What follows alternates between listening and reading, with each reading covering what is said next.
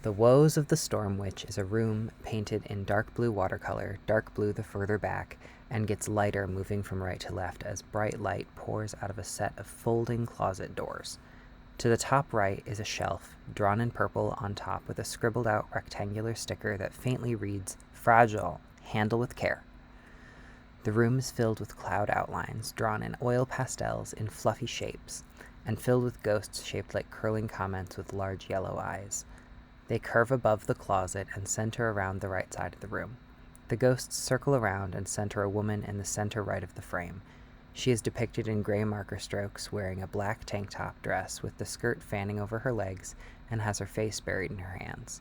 Her curly hair, circled by a bright green ghost, dissolves into another gray cloud that billows from the top of her head.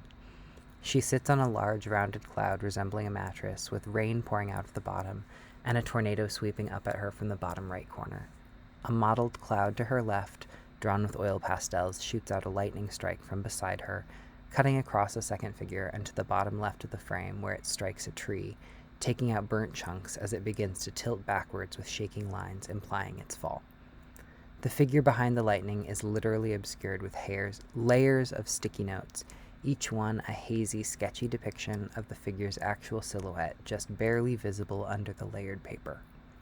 It stands in front of the closet, backlit in sweatpants, socks, and a sports bra, with a neutral expression, watching the woman's woes with no discernible judgment.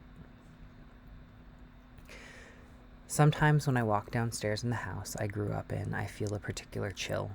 The sound of the water heater, the coolness of the air, maybe a familiar sound triggers something, and all at once I'm 8 years old walking downstairs to get Christmas decorations.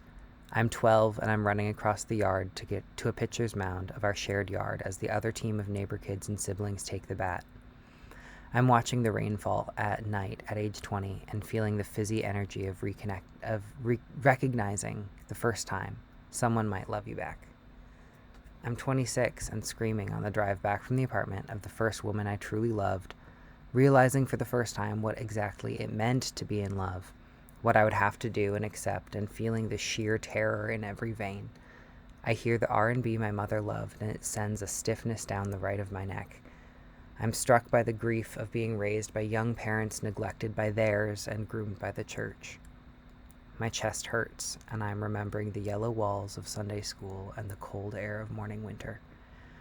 I'm remembering my favorite passage in a book by Richard Brautigan.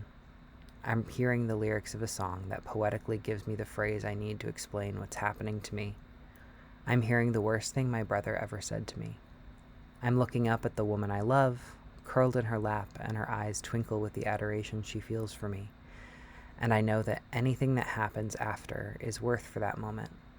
I'm hearing the first time a nurse uses my pronouns, and at last I am alive.